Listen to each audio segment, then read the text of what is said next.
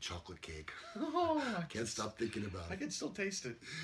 Welcome to another edition of Men Are So Smart. I'm Lou Gallagher. I'm Corvette Ronnie. Today, a story about the ever-changing generation called millennials. They're awful. For 7 years, America has undergone a fundamental transformation. And the message has been that the laws do not matter as much as they used to.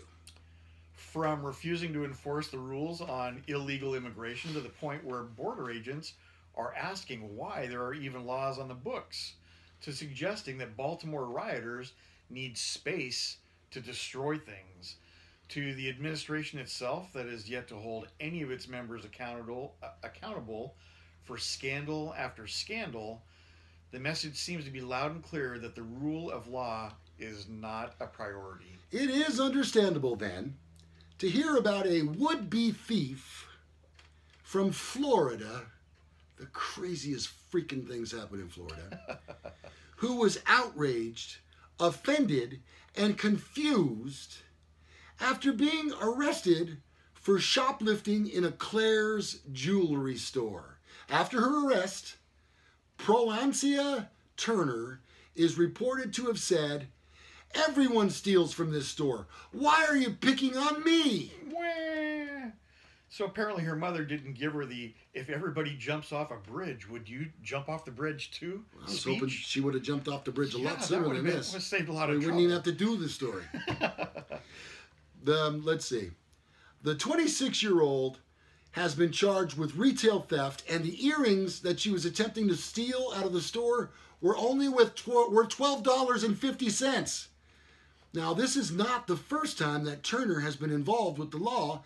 Just last year, she was arrested for 2 other separate theft-related charges.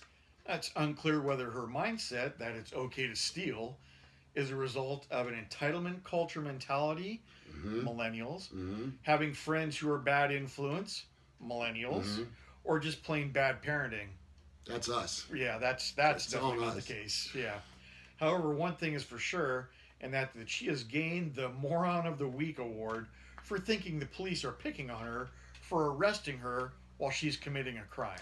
Now, if you're as tired of the entire entitlement mentality as we are, as well as the notion that criminals are the victims, spread this around.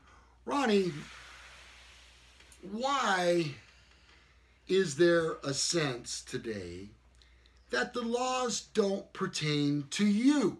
I don't mean you. I mean, this is the mentality that these people are coming up with. That law doesn't apply to me. It applies to everyone else except for me. What is up with that? I don't. You know what? I think I almost hate to say this, but I think really cell phones have started this because cell phones were legal to drive and talk on the phone, and then they weren't. And did anybody stop doing it? Not from what I can tell. A few responsible people with a certain sense of obligation and realizing that now cell phone use has far surpassed drunk driving as far as injuries caused. We get it. People, not everybody, but there are people that still just don't care. So it's people who think like that also think it's okay to have a riot, burn a few things down, break some windows, destroy the NASCAR Hall of Fame building during some harmless rioting.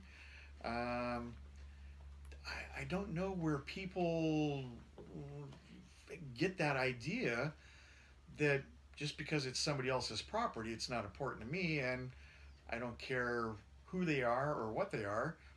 It should be okay for me to express my view and smash some things up. If you're protesting because you have something to say, burning down a building, breaking shop windows is not the way to get your point across. No. Think about it, people. You're going to be more hated. Oh, yeah. Or blocking traffic. Oh, yeah. Do you think you are the people that are stuck in the traffic at 5 p.m. on a Friday that want to go home after a hard week of work? Do you think they're going to get behind your cause More so because you're blocking their route out of the city. I saw something on Facebook the other day. It's actually just making people madder now. Yeah. And there's videos of people that are running through those crowds in their cars at 45 miles an hour. Yeah. Well, and I think what you're seeing, and it's a pretty natural progression. You know, the pendulum has to swing both ways. And for a while, the pendulum was way over here with the crazies.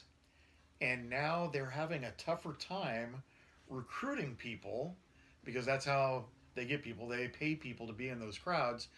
They're having a tougher time recruiting people into their, you know, so-called peaceful riots, or peaceful protests, Yeah. which then turn into unpeaceful riots. So I think you're seeing that people are realizing, hey, this is not the greatest thing, and I don't want to be involved with it. It's not worth $40 for me to be out here and have my picture taken and possibly go to jail for, you know, blocking a street. And the things that law enforcement can do now with facial recognition. Oh boy, it's amazing. Things are a lot more Yeah. advanced. And I have another theory on this, Ronnie. Stay with me here. I think that in addition to your comment on the cell phones, I believe that somewhere along the line, we lost touch with this generation when their video games changed from Mario Karting and Frogger to Grand Theft Auto. Yeah. And I hate to cite that as being the culprit here, because there are many other games that fall into the same category. But essentially what's happened is kids, A, are locked up in a room for hours and hours and hours playing these games instead of being outside, enjoying the fresh air and socializing, not to mention the desensitizing that takes place with the violence in these games. Yeah. Care to comment on that? Well, I mean, obviously, that does play a huge role. You know, when we first started playing video games, it was Pong. Yeah. And, yeah, that's not very violent. No. But as they go along, they do get more violent, and they do get more realistic. And I know that it does tend to have a desensitizing effect.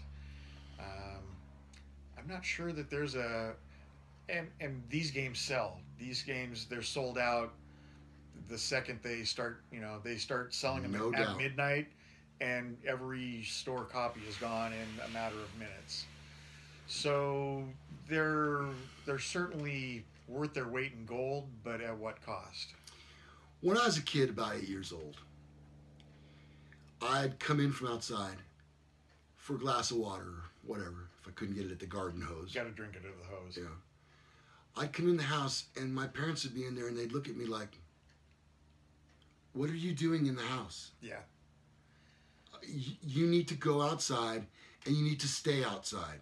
And I don't even want to see you until 5 o'clock when dinner is ready." I mean, that's so true too. And then, the other problem with today is, look at the role models that people have to look up to. There are, one family in particular, I won't mention the K family name, but they're famous for nothing. For being famous. They're famous for being famous. They contribute nothing to society, and yet they make millions of dollars per year and live in fabulous houses. Doing nothing. Doing absolutely nothing. And I just think that all this stuff balled up into one is responsible for, this millennial generation that is not accomplishing much. And trust me, there are millennials out there that are Exceptional. and becoming doctors and doing amazing things with, the technology that's available. And to you, you know what, salute you and God bless you. We need those, but there's not enough. And I will admit that I think that every generation has gotten a little bit softer. I know that I wouldn't make it on a wagon trail across the United States, like, our ancestors did. But boy, it really does seem like each generation is willing to do less and less, and they want more and more for it. So, well, let's wrap it up with this. Is it really the fault of the kids or the parents? I don't think that parenting has changed that much, but certainly the technology and everything the kids are exposed to has. Okay, but back in the day when we were listening to the Beatles, our parents told us, that's too radical a music. You can't be listening to that. Those are mophead juvenile delinquents. I mean, that's what we heard when the Beatles came to the forefront of America. Now, we had that band, and there are other bands for the generations now. So I don't know that our generation is any greater or lesser than this generation. Maybe this is just part of the aging process that we're seeing, and we have less tolerance for this sense of entitlement. Yeah, the entitlement thing just kills me, though. I don't know. Where's the blame? Don't have the answers. No. But if you're not part of the solution, you're part of the problem. We're going to have to get back to you on that. We'll solve the problem. Yeah, That's what we do. Yeah, we'll get to work on that. We're right men. away. Yeah. We solve problems. We hunt. We solve problems. First we cause them, and then we solve Well, we got to have problems to solve. So, all right, that's going to wrap up another edition of Men Are So Smart. I'm Lou Gallagher. them. I'm Corvette Ronnie. We'll see you next time. Bye-bye, everybody. We'll see you.